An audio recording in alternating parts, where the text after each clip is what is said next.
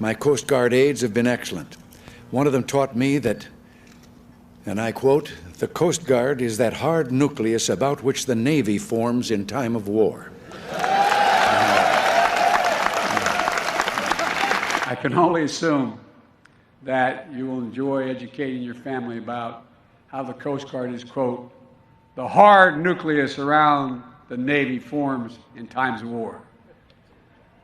You're a really dull class. Democrats are set to take control of the U.S. Senate, House, and the White House. This will go down as one of the most progressive administrations in American history. God willing, everything is on the table. You now can pass things without a filibuster threat. That's right. Oh, you'll regret this, and you may regret it a lot sooner than you think. You and I have a rendezvous with destiny.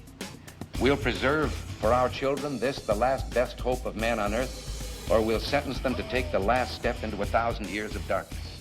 Wow. Hello and welcome to the Variety Program on a good Tuesday. Good Lord, our president is a disaster. Yikes, that's rough. That is rough. Flat. It really fell a little flat, huh? I mean, granted, it's tough to follow the great communicator, but Biden is just like, is there even a pulse there? Good God.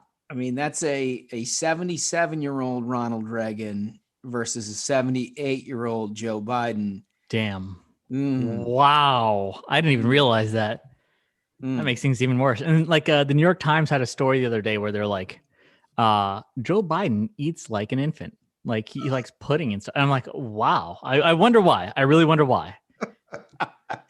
Well, there was a story late last week. We've had this happen a couple of times, but where they invite all Republicans down. You'll recall like 2 weeks ago, it was their first big meeting over the infrastructure thing. And Biden's like, oh yeah, well, let's do a deal. And then like the end of last week, only the staff met with Senate Republicans, and they're like, he doesn't know what he's talking about. You know? That's pretty much become his go-to thing is everything he has promised, he is completely failing on. Failing on. Like he announced he's not going to do the like student debt program. That was a lie. Like everything he was mad at Trump about the wall. He was like, "Oh, we can't let, walls divide us." He after that crisis started at the border, he's like, "Actually, guys, you need to get back to work on building that wall." I feel like Biden gets into these negotiations with Republicans. His staff probably have outfitted him with some sort of like life alert bracelet, for when he goes a little too far, he can just hit the button and they can come in and save him. Like, whoa, calm down, Joe. That is absolutely believable. I think that's fact. So listen, we got a big episode here. We've got the mayor of San Diego, Kevin Faulconer. He's here because of last week's program. Right. And I think you're going to love the interview. He definitely gets the joke. I want to make this extremely clear for everyone. So last week, we were scheduled to have Caitlyn Jenner, who's running for governor of California, on the show. Her folks were like, yeah, we got it confirmed. We double checked day before. We're like, hey, just reminder, this is the time for the interview. Folks are like, yep, good to go. So we're all sitting there waiting for Caitlyn to show up, and just a no-show. And then her folks are just like scrambling for excuses. Bottom line, like, get your shit together, especially if you're running for office. And another person running is Kevin Faulconer, who, hey, he showed up. Turns out he's a fan of the program. Even better. So, we had a nice conversation. I think you'll all enjoy it. The other thing that we need to talk about, Duncan, where's the merch? Right? Where's the merch? I get so many questions about this.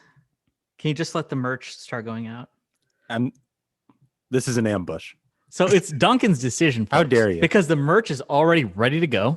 And all Duncan has to do is be like, he has to push some button on a computer, I think. And that makes the merch start This is just classic boomer. And for our younger listeners, you'll understand. If your job involves a computer in any way, shape, or form, and you have somebody in the office come over to you and be like, yeah, just push the internet button and make it happen.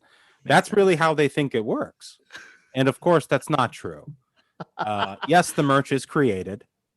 But for quality assurance, we are getting samples first delivered to the office so we can see the merchandise in person before we put it up for sale. So look, I'm not going to be bullied into giving you a. Don't let him for a bad product. second. Don't let him for a second try to lead you down the pathway that this is a technological issue. He is an artist. He likes to put it in It's one of these like fancy things. Yeah. Where I'll tell you what, I appreciate the fact he knows our folks deserve only the best. So he wants to make sure it's perfect. But I'm just saying, just hit the you're just saying the internet button, something about that. So if you just push that, I think it'd work out. I push the internet button and the shirts will be there. Okay, good news. So the internet button's happening. You guys should have merch soon. Anyway, let's move on. Guys, I saw this and we have to talk about it because I think it falls kind of in the animal fighting category of which is a popular genre, apparently. It's a popular genre, but I think this actually has a lot of different ways to go about it. The average I saw this thing. The average person thinks that they can survive in the wilderness for 2 weeks, right? The complete wilderness. There's a study done, and it's the survey of 2,000 people, and the average person feels like they can survive 2 weeks.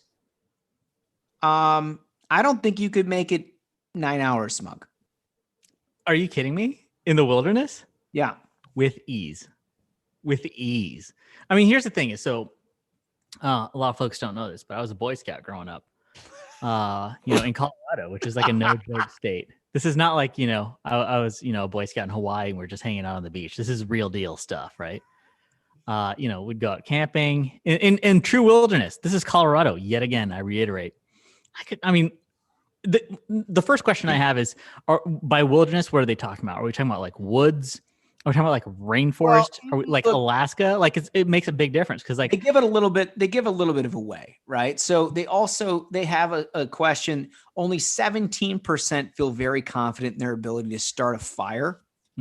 Right? Which goes to show like the majority of people think they can survive without fire. What they're suggesting, we've got some temperature issues to deal with here, right? And some cooking issues to deal with. You basically can't survive without fire. Smug, can you start a fire? Yeah. So I have this study in front of me. It says only 17% feel very confident in their ability to start a fire with flint. If I've got flint, I got fire. Okay. Bottom line, that's a done deal. Like the only question to me is like, what biome am I worrying about here? Am I going to have to hunt down boa constrictors and whatever in the Amazon? Am I going after wolves in the Arctic? What's the food chain look like? Because I have it covered. I got it covered. Except for, rainforest is going to be tough. A lot of people don't realize this. Like I talked to, a bunch of Vietnam veterans. When you're in a place that rains a lot, it's tough. It's so like things you don't think about are impossible. All right, so I'll just give you a scenario. First of all, have you ever seen that Discovery show Naked and Afraid? No, you were telling me about it. Great show. I need to see this. To see this. Well, so the key to all of this, and you're talking about, fighting boa constrictors or wolves or whatever, but really the key is a couple of things. Number one, managing to stay dry and building shelter. Totally. And fire, and then a water source.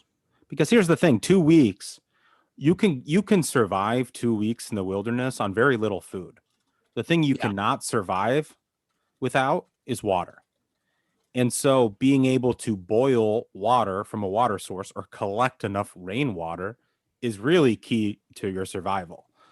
And that's a big part of Naked and Afraid. I'm a big fan of that show, by the way. Oh, it's the best show. It's so great. And the premise of the show is that they drop one man and one woman off in the middle of this like deserted area, whether it's a jungle, a desert, what have you, completely naked with like one tool, right? It's one tool, right? So some people choose a knife, some people choose a lighter, whatever, you get one thing. And then you just kind of wander the earth and see if you can figure it out. And like basically nobody, very few people make it to the end of the 2 weeks, right? Because the first thing is somebody they're trying to figure out how to put a leaf over their groin area, right? Which is seems like a priority at the time. Yeah. Week 2, nobody gives a shit about the leaf. No, not at all. You got to worry about feet, hands, and head. Where the heat escapes the body because we're in survival mode. This isn't about modesty, folks. You're in the jungle.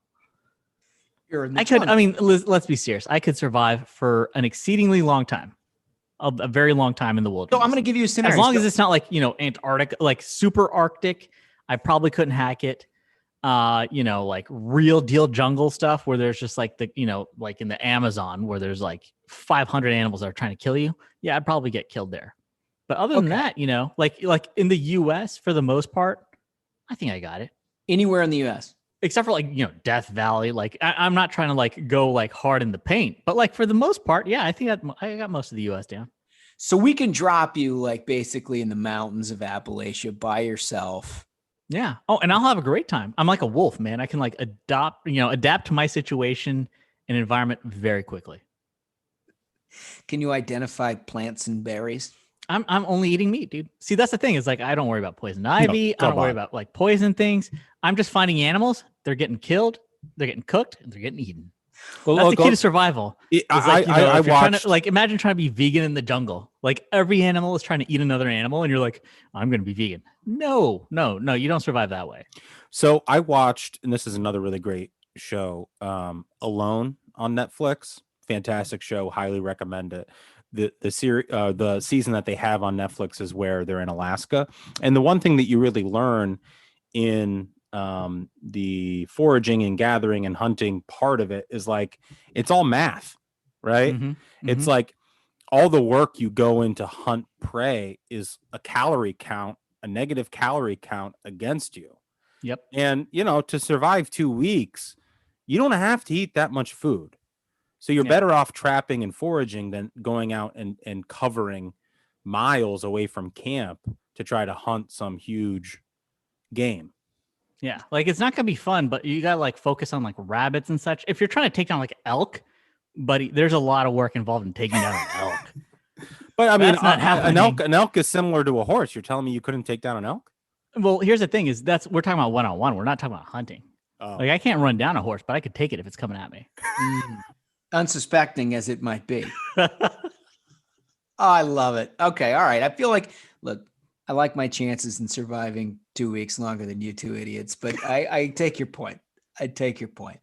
We've got and the meat thing is a nice segue, actually. Perfect, right? Yeah, the meat thing is a nice segue. Speaking of the importance of eating meat to survive. Yeah, the importance of eating meat. We decided today to do 5 minutes with Foldi. And despite being a vegetarian, great guy, great journalist now.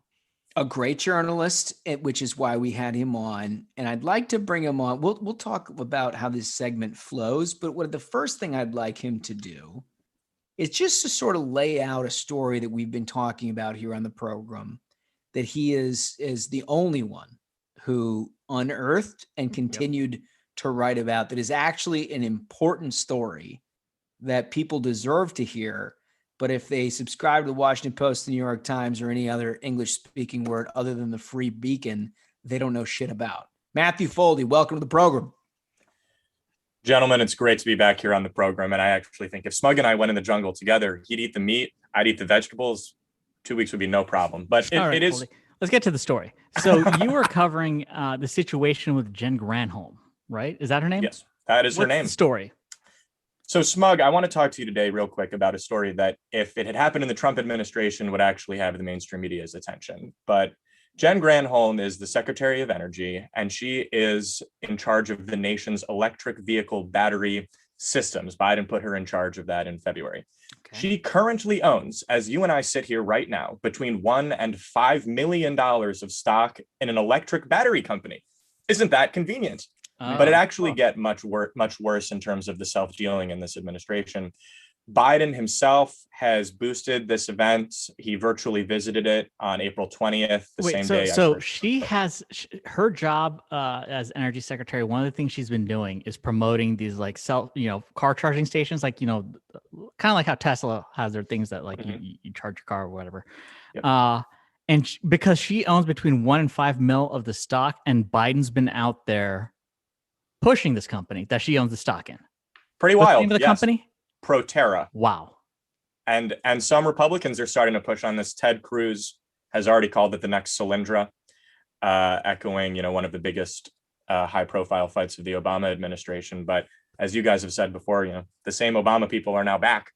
and it seems like they're bringing some of their previous practices right there with them. So that's what we'll talk about, Holmes, to answer your question. And now, what else have you guys got?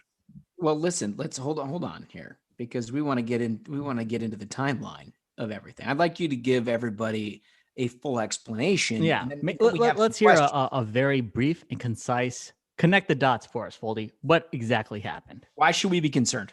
Yeah. All right. So next month, Proterra is scheduled to go public. And when companies go public, their stockholders make a lot of money. Jen Granholm said during her confirmation that she would divest her stake in Proterra within 180 days. That is well within the time frame of this company going public. But let's look at how the stock value has increased since Biden took office. You can see when he first started touting this company, its stock immediately started going up. Then, like the rest of the economy, he crashed for a little bit, but then the stock has continued to rise because the Biden administration continues pushing for vehicle. April 19th, Kamala visits one of the largest partners of Proterra in North Carolina. April 20th is when we write our first story, the same day that Biden does a virtual visit with Proterra in the White House. He says at the end, guys, I'll be back in person. He did a visit pushing Proterra? He did a visit, the entire visit. It was one of the few companies he used to specifically tout his infrastructure bill, was the company that Granholm continues to own. And the White House confirmed to us that she still owns up to $5 million of stock in this company. Wow, so like self-dealing is infrastructure now. Okay. Self-dealing is in fact infrastructure. But then they don't even care because they know that they're going to have cover from their allies in the media by them not covering it. Yep. 3 days after our story, the Biden State Department hosts a leaders forum of prime ministers from around the world. And in back-to-back panels, they have Granholm and then the CEO of Proterra. They don't even care. We have them dead to rights. Are you serious? On the same panel? Back-to-back panels. Yeah, they don't even care. I mean, it's just so egregious, reckless even. I mean, like, I know I've said it before that, like, being like, it's not effective to argue, oh, imagine Trump did this. Yeah, I mean, sure, for a second, you absolutely should imagine if the previous administration had done anything like this, what the outrage would be. And the fact that there's media sounds tells you their game plan completely.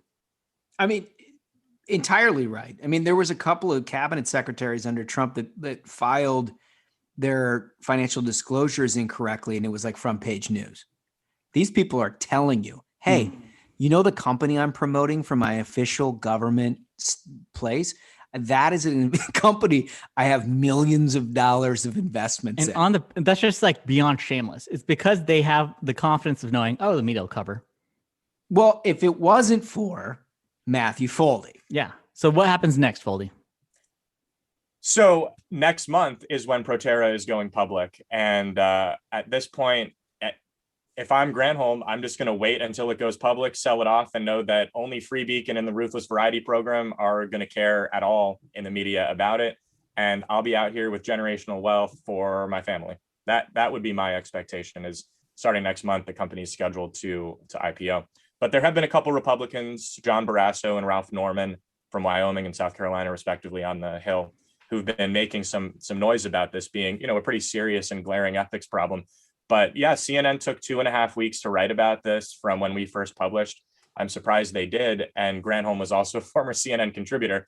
So, but outside of that, there's been very little. Politico did a tiny bit, but it's basically just the Free Beacon. My colleague Colin Anderson and I are writing about how this company is tied to the wealthiest Democratic donors, like the Pritzker family. So the more that's the thing. That's the question I got. So one thing I've really noticed of this is while the media isn't covering the story, Granholm's allies are totally covering for her. Like, those hacks at MFA ran a piece defending her, but they didn't refute any of the facts, which is what Media Matters you're talking about. Media Matters. Yeah. Media Matters.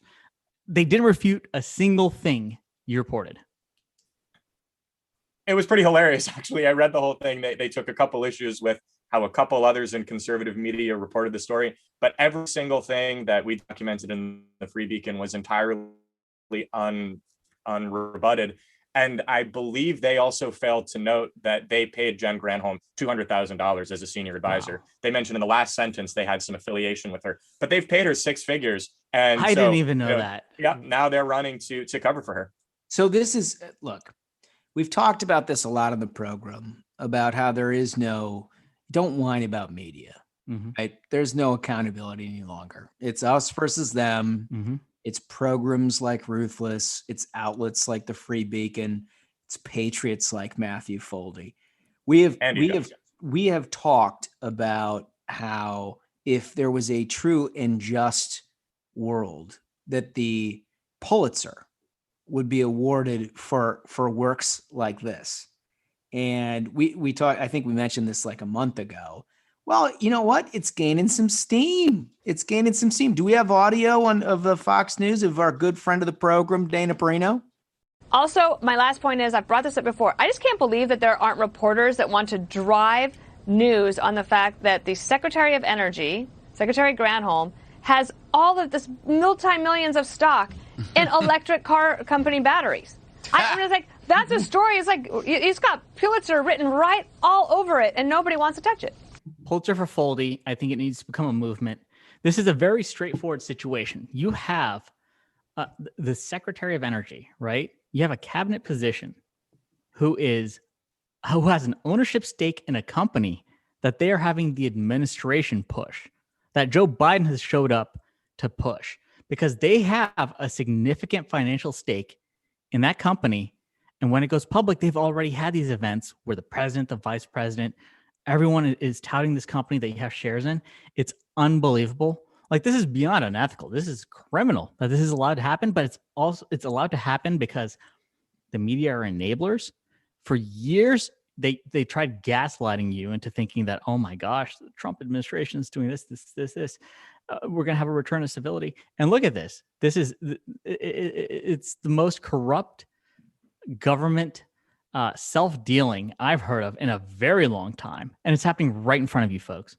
It's corruption. It's the definition of corruption. Yep. That's what it is. It's when government employees use the government to promote their own self-wealth. That's what this is. That's what's happening here. And our very own Matthew Foldi got to the bottom of it. I don't think we're at the bottom of this yet, folks. The story is ongoing. Outstanding work, Foldi. Thank you so much for being on the program.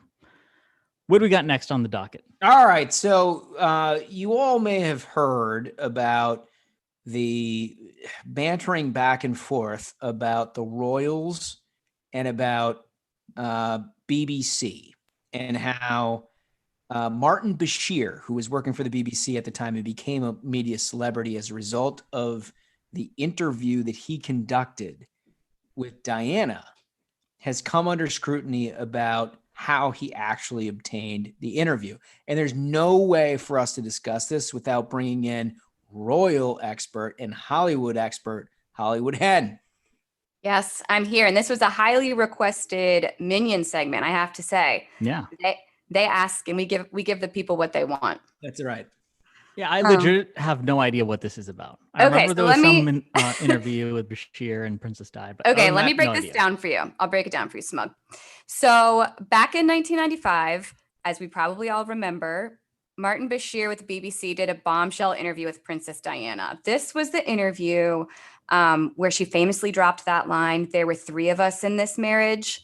Remember, referring to Charles and Camilla's alleged affair at the time? Oh, yeah. So it was this crazy, huge, she was lifting the veil on what royal life was really like, and it colored the royal family very negatively.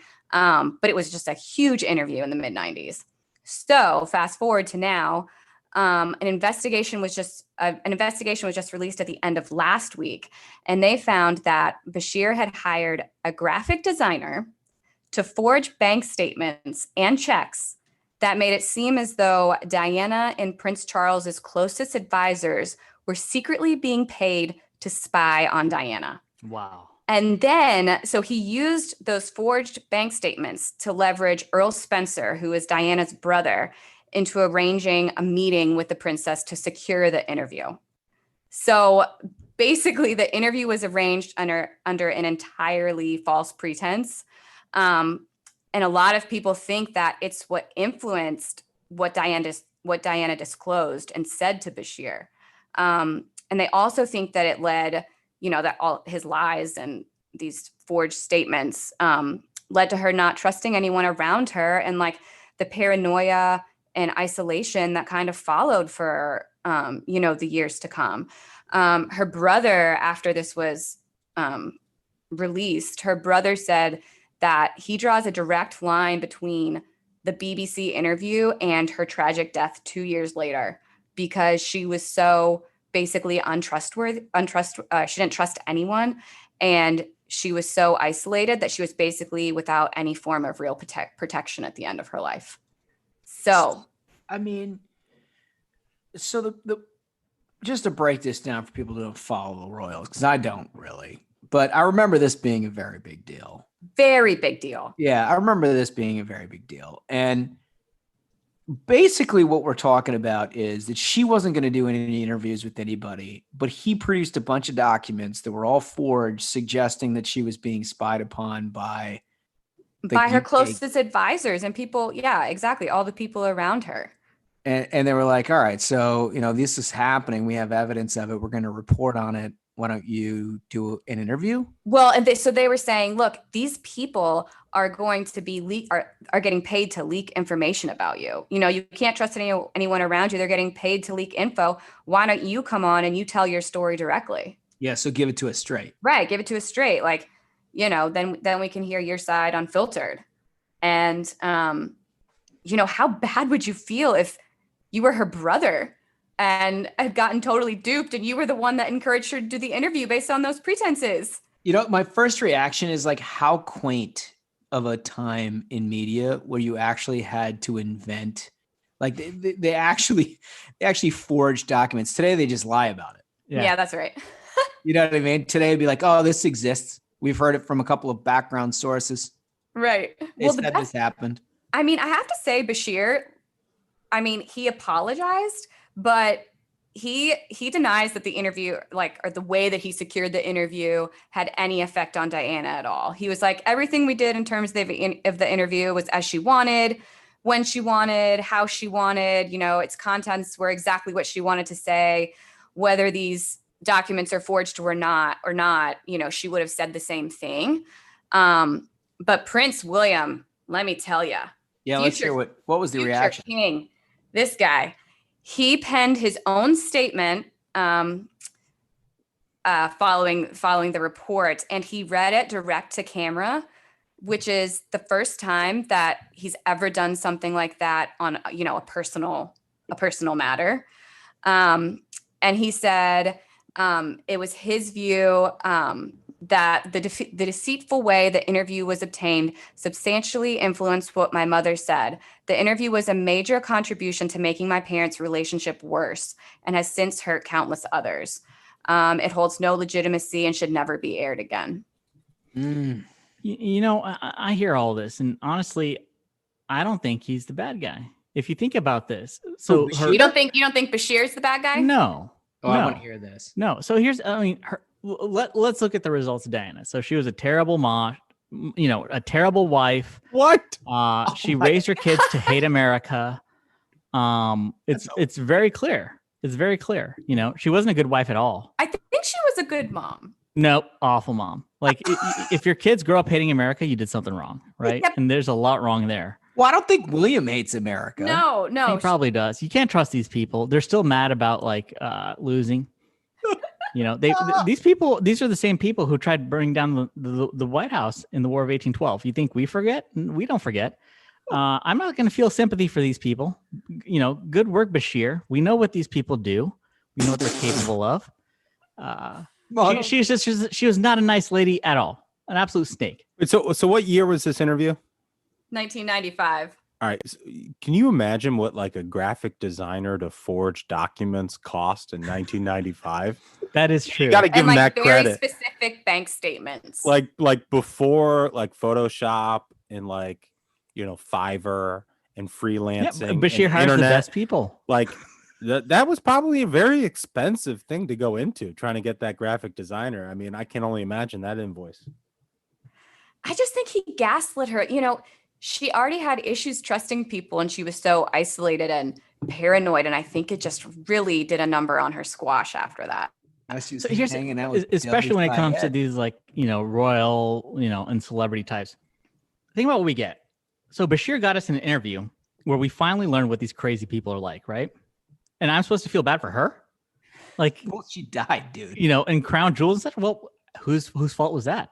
Oh it's not my Bashir's. God. It's her fault, right? It's her fault. It's her fault. How is it her fault? She wasn't driving the She car. was with what's her name? Like her lover going like 100 miles an hour through some French. Yeah, because tunnels. she What do was you think being happens, chased by man? paparazzi. As a result of this interview. I mean, here's the thing: is if you're being chased by paparazzi, you think the answer is going 100 miles an hour through the streets of Paris. That's probably the worst decision made. She wasn't It also like I feel like it reflects Every such a car I've been different- in, where if the driver tries going 100 miles an hour, all I say is "Slow down, buddy." There's 3 magic words. You end up not dying. Wow. It's a very hot take, Smug. Such a hot take. I don't really know how to. I don't really know how to respond to that. I love the bad mom thing, which She's an absolute monster of a mother and a Here's terrible the wife. thing: she couldn't have been a bad mom though, because her sons love her and defend her. Very I mean, because that's natural.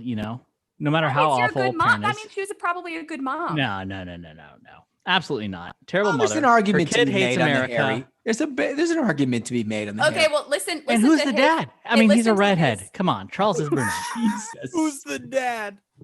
Kidding, disclaimer, Harry, joking, Harry, parody. This is a let me just satire. read you. Let me just read you one line of Harry's statement, because their statements were quite different.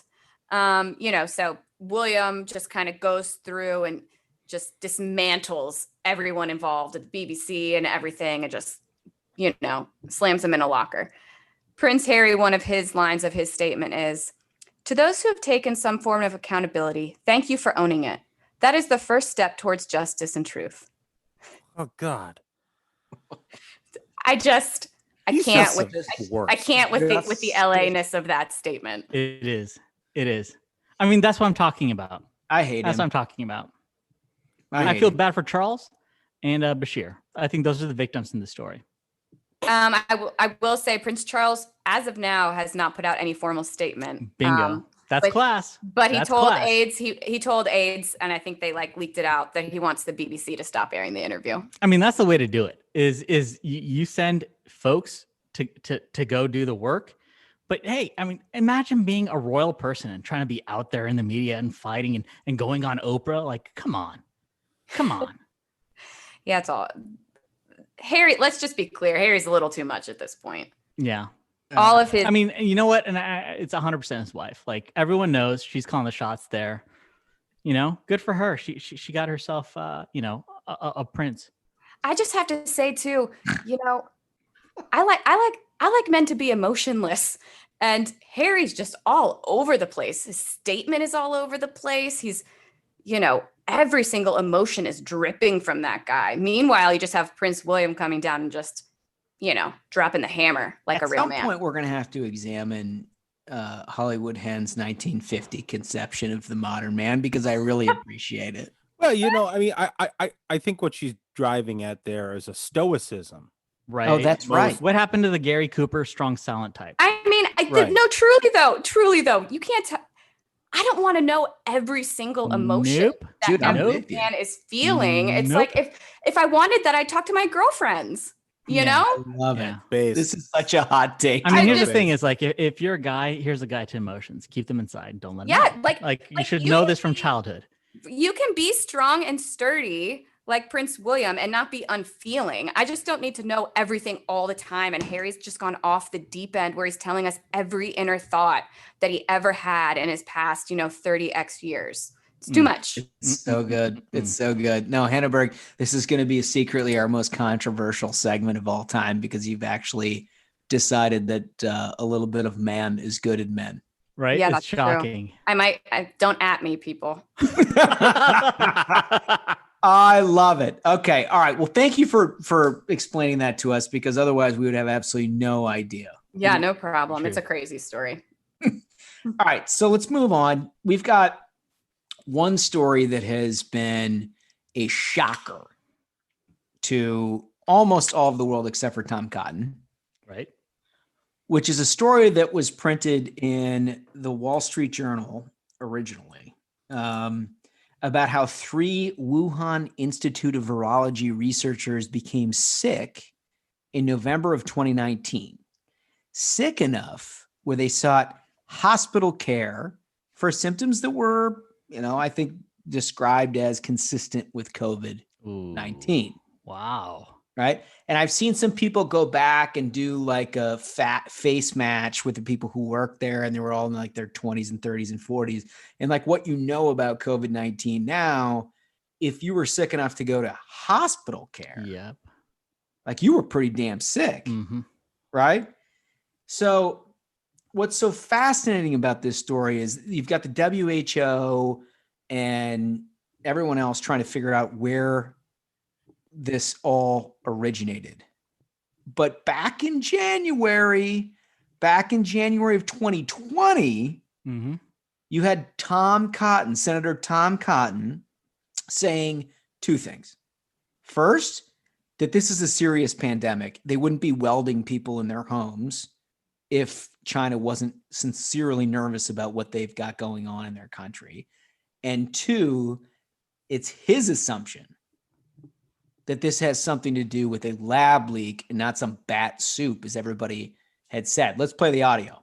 They also claimed for almost 2 months, until earlier this week, that it had originated in a seafood market in Wuhan, that locals had contracted it from animals in, say, bat soup or snake tartare.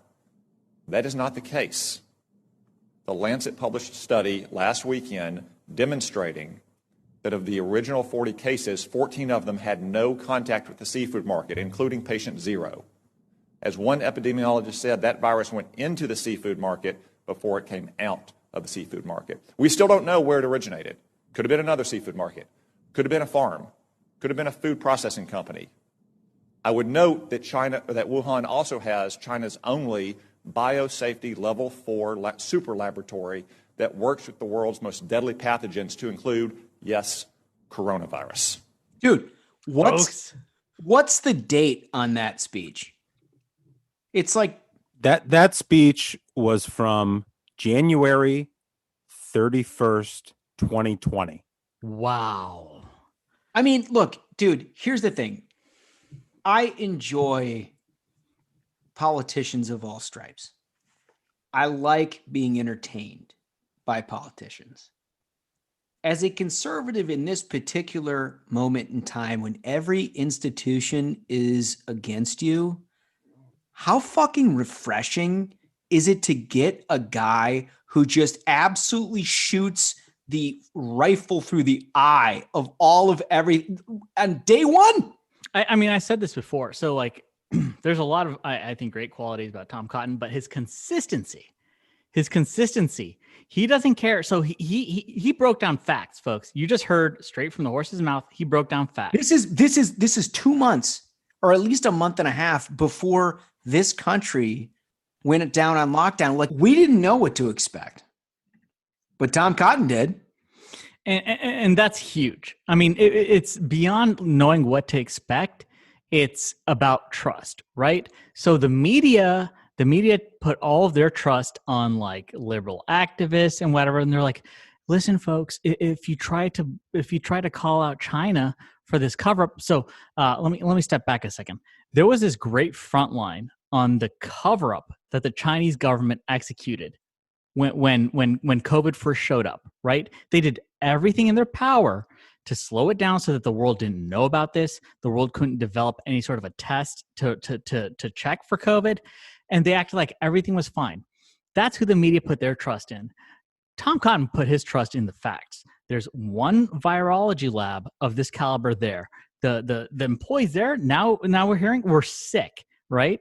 And the whole time last year, you're being told, wow, this is a crazy conspiracy theory. This is a very racist thing to say. And now they're trying to gaslight us into being like, oh, the media didn't ever say any of that. The media now thinks, hey, we should look into that lab. Dude, so unbelievable. But the specifics of how the mainstream media would combat for the Chinese spin, I don't think have fully been appreciated. Yeah. Right. So Christopher Bedford at the Federalist wrote a piece today that caught my eye. It was on Real Clear Politics, because he gathered a few of the headlines. And The New York Times wrote literally this headline: Senator Tom Cotton repeats fringe theory of coronavirus origins. Wow. I mean, like, this is, now we know this all to be true. Yeah.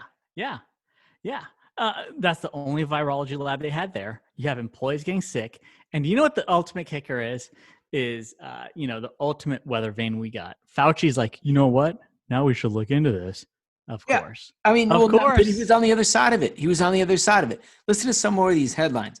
So Saliza at CNN writes, Tom Cotton is playing a dangerous game with coronavirus speculation.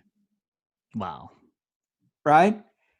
They've got, I mean, I encourage you guys to go look at this Federalist piece, because he's gathered basically a 2-month synopsis of what everybody was saying after Cotton gave that speech.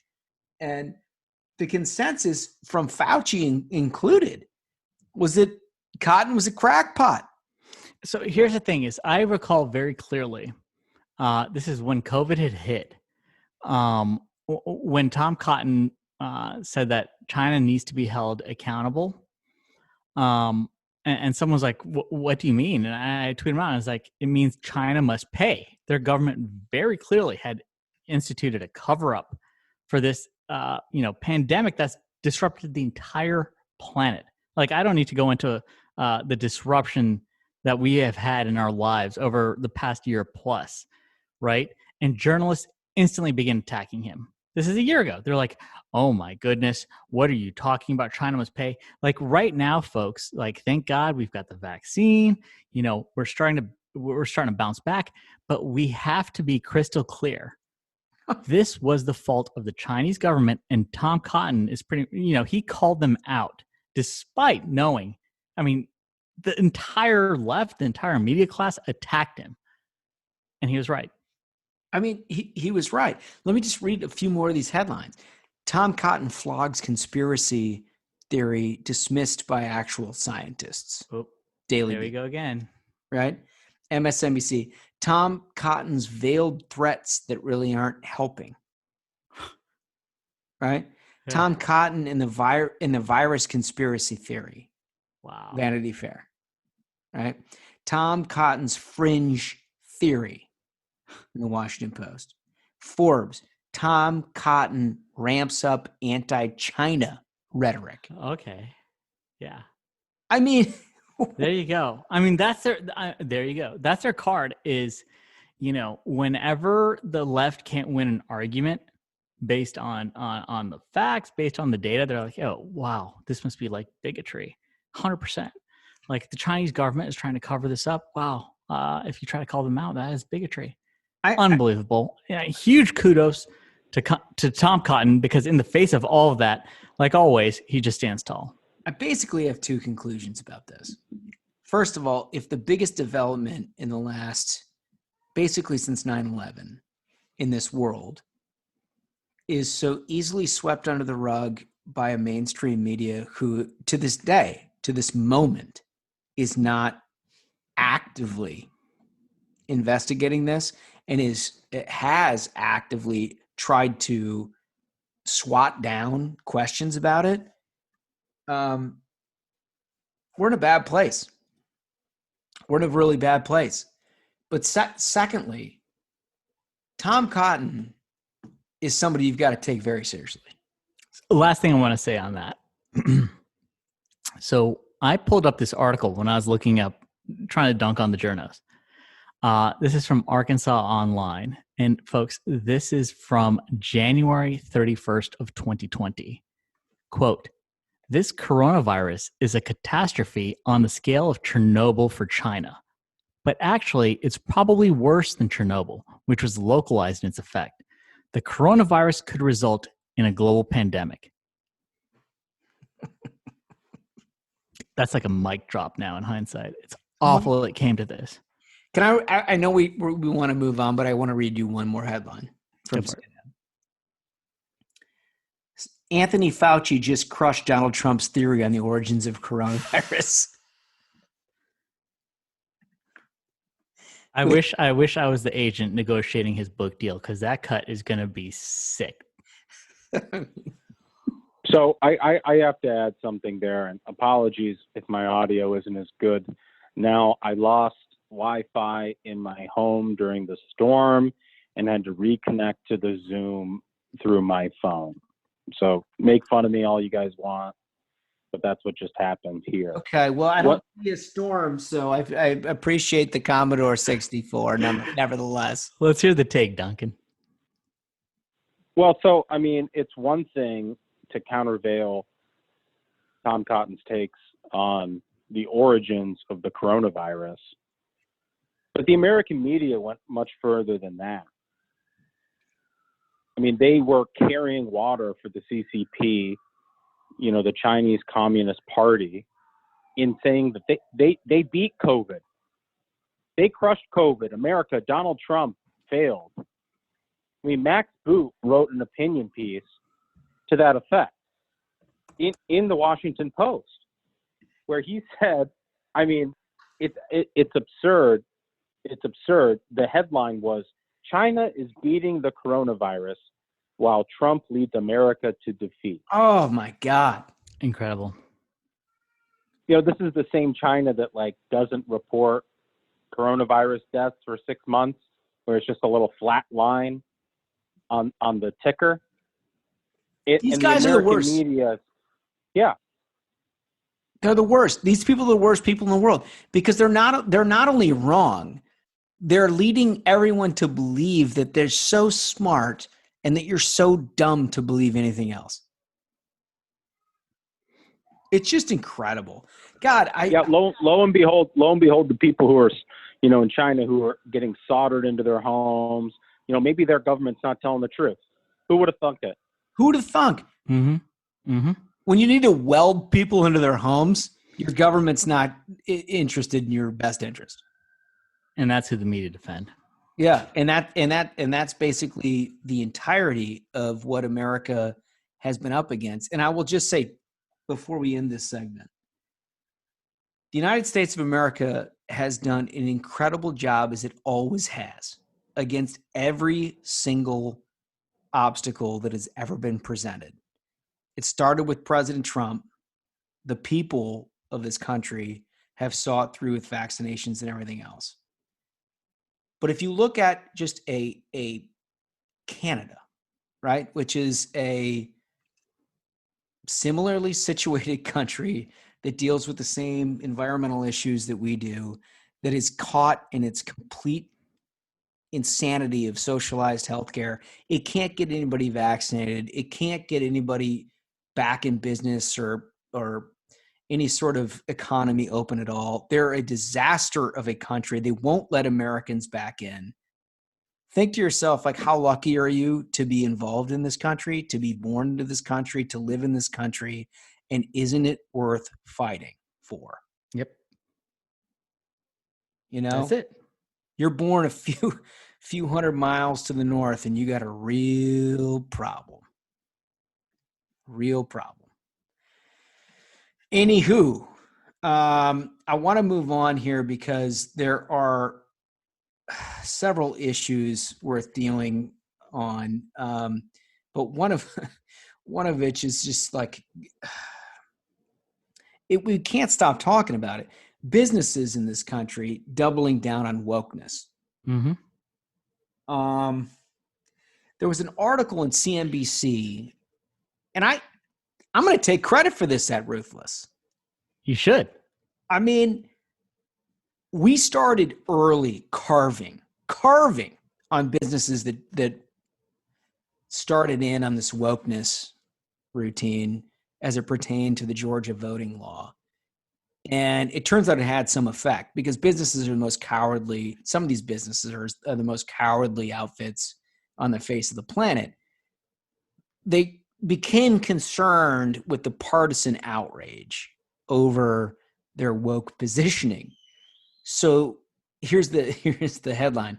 Business leaders take their election law fights behind the scenes after Republicans attack. That's the narrative. Their problem is not what they're doing. It's that, oh boy, we need to make this secret. Yeah. Yikes. Huh? Yikes. Corporate leaders are now fighting behind the scenes against new Republican supporting voting laws that they consider too restrictive, following repeated attacks from GOP leaders and well-funded allies.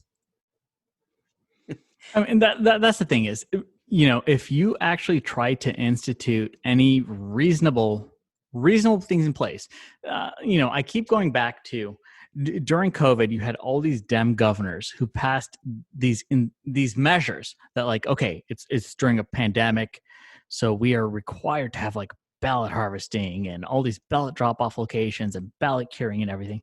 And it's like they want to keep that forever now. They want to keep that forever. And so when you try to have common sense regulations of like, hey, what a radical idea. You got to have an ID to have a beer. You got to have an ID to vote. They're going to be like, oh, no, not at all. No, certainly not. But the best, well, I think it's worth pointing out that this effort is being organized by the Brennan Center. There you go. There it is. And the Brennan Center, for our listeners here, is funded by Pierre Omidyar. Mm-hmm. He's the billionaire from eBay, who, lo and behold, funds the whole Never Trump movement. So when you see these Republicans, quote unquote Republicans, siding with the Democrats on H.R. 1 and claiming that Republicans are passing voter restriction bills and Jim Crow 2.0, so-called Republicans, so-called conservatives, just know they know how their bread is buttered by Pierre Omidyar, the same guy funding all this bullshit. Yeah.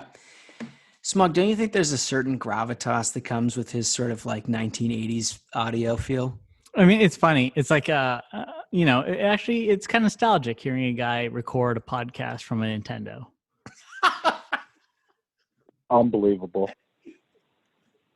These are the lengths I go for the listeners, and all I get is sass. Where's our merch?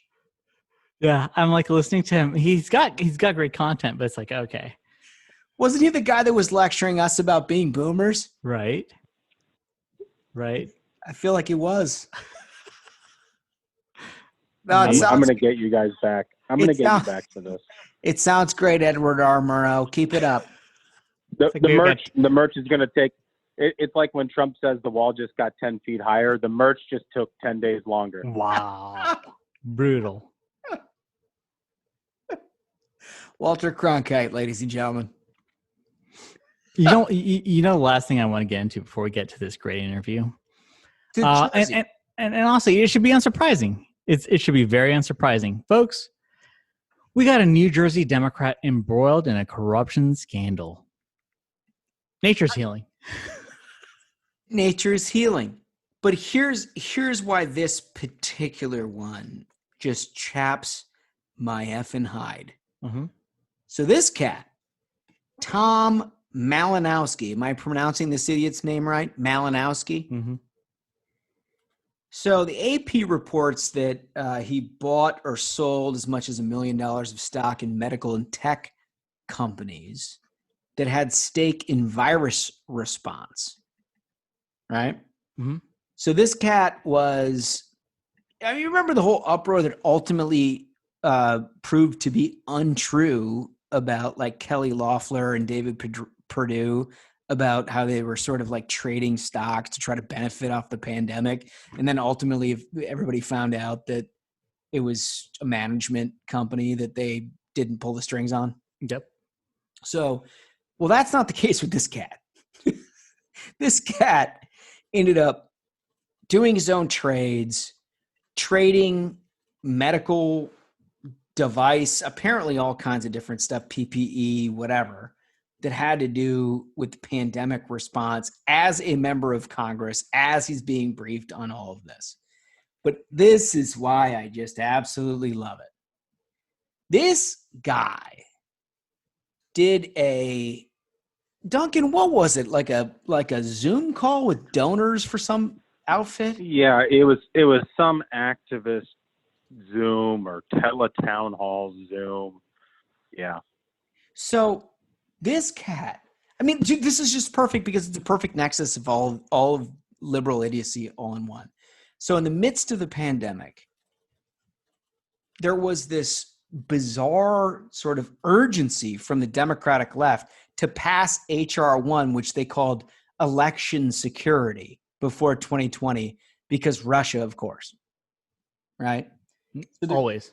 Yeah. So they're doing this big sort of, call with activists saying like, man, you got to get on these Republicans because they've got to pass what we now know is H.R. 1, full of these like Democratic fraud provisions, because otherwise Russia will steal the election.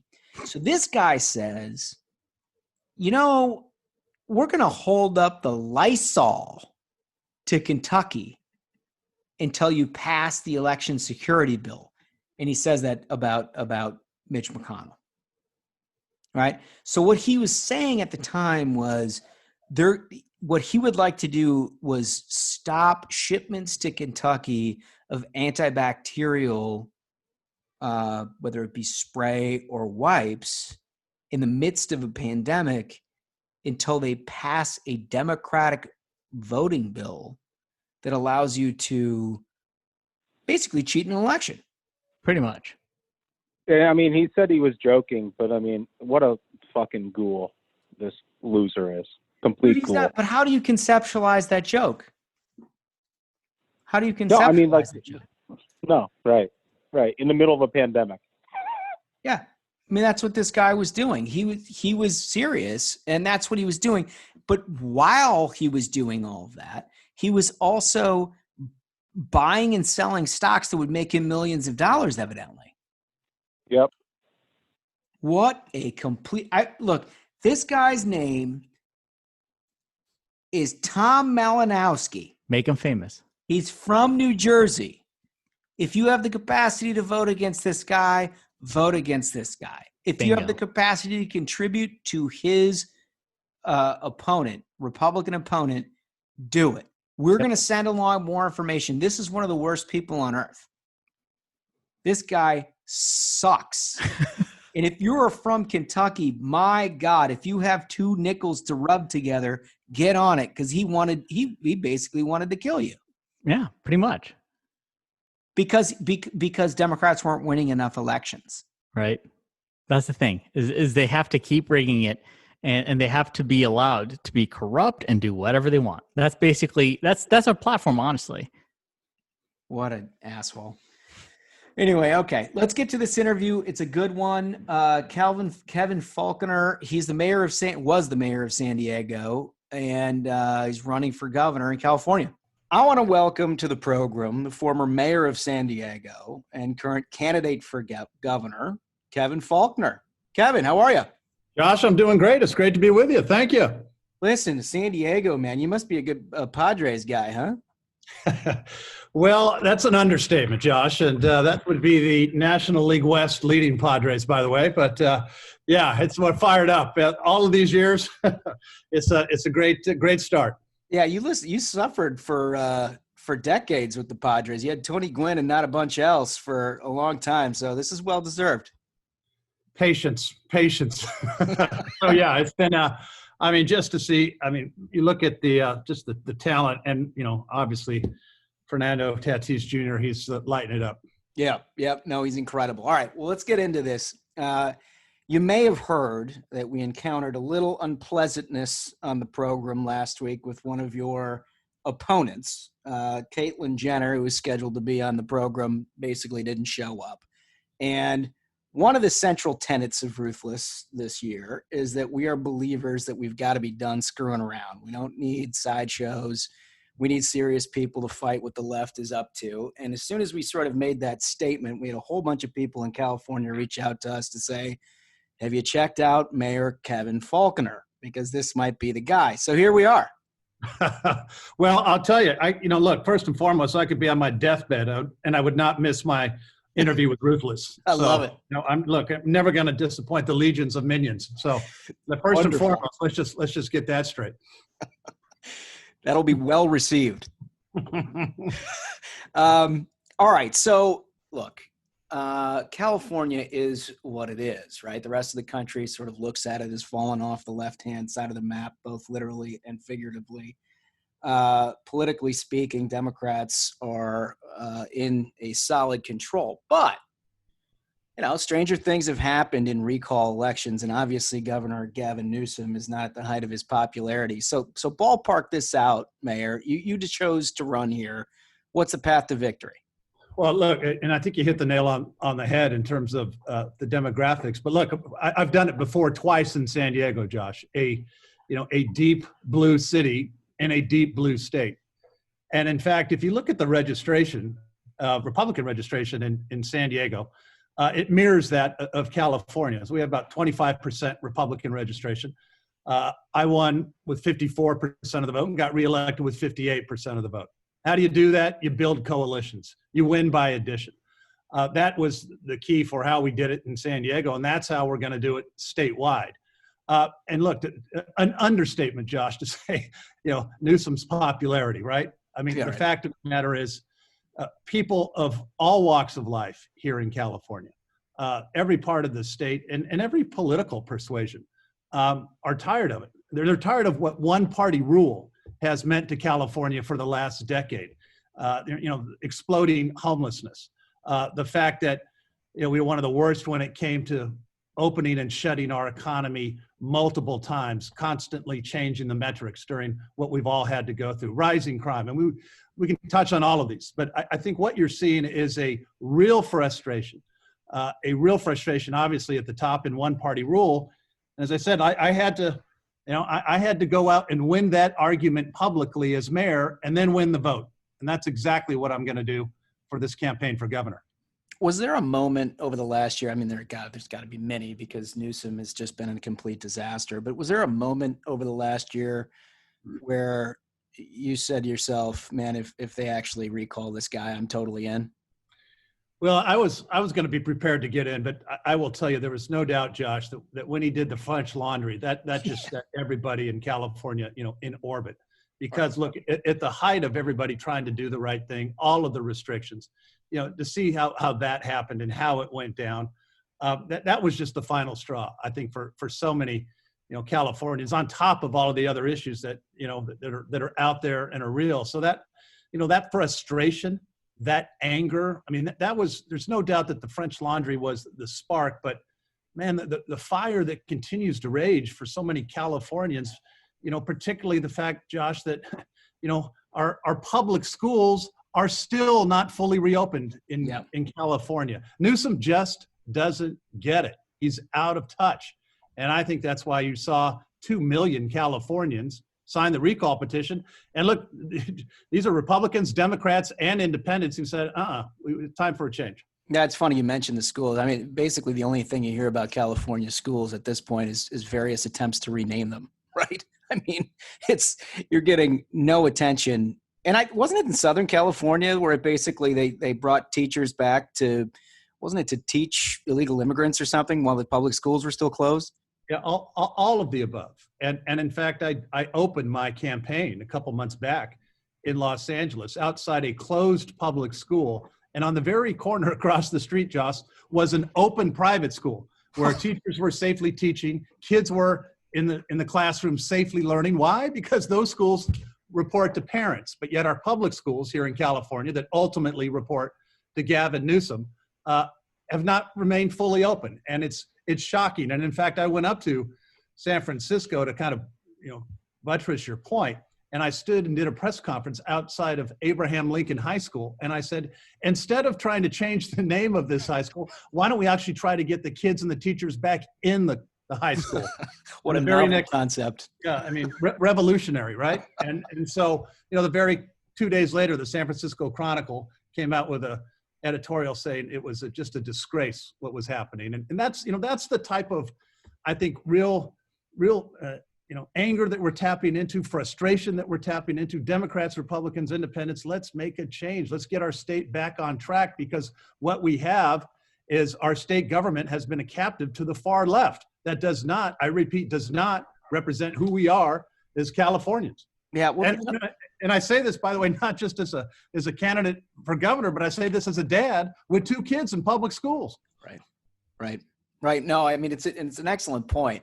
One of the things that I don't think has gotten enough attention in California that certainly gets attention nationally is the fact that basically every state in the union, or at least every red state in the union, is doing its best to recruit every business out of California because the various tax regulatory structure, everything is just sort of targeting private enterprise.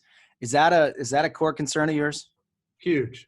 And the numbers, people are voting with their feet, Josh. Look, for the first time in California, we're losing population. As you know, we lost a congressional seat this year. And, people are very familiar, Josh, with the big companies that are leaving, right? I mean, Hewlett Packard, Tesla, we can go down the list. But I can't tell you how real it is, how so many other companies are actively looking to leave our great state. Why? Because it's too expensive. It's too unaffordable. And that is one of the huge fears that I think you're seeing so many businesses going, that uncertainty. And what you get out of Sacramento here, Josh, every cycle is, we want to raise more taxes and we want people to send more money to Sacramento.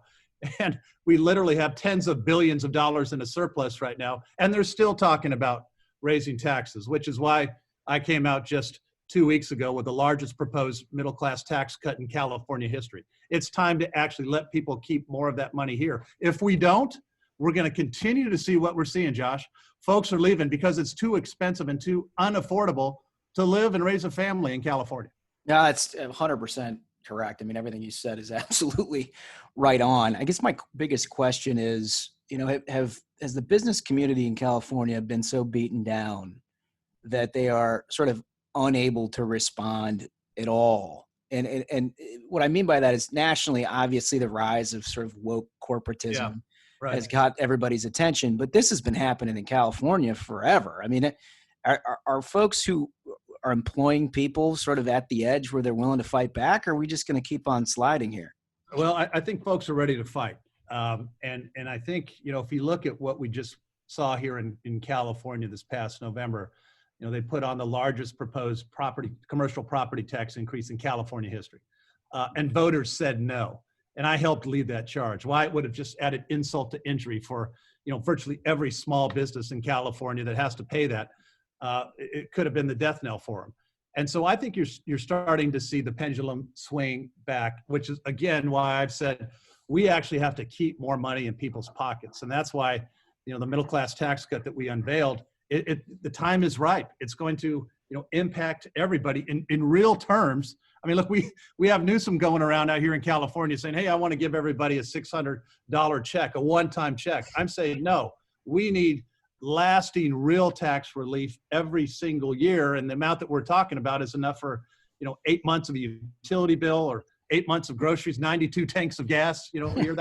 We're talking about, let's turn this thing around. We have to be more competitive as a state. And to do that, we have to make California more affordable. And we need a governor that understands that we have a problem to begin with, and not be afraid to step up and point it out and actually do something about it.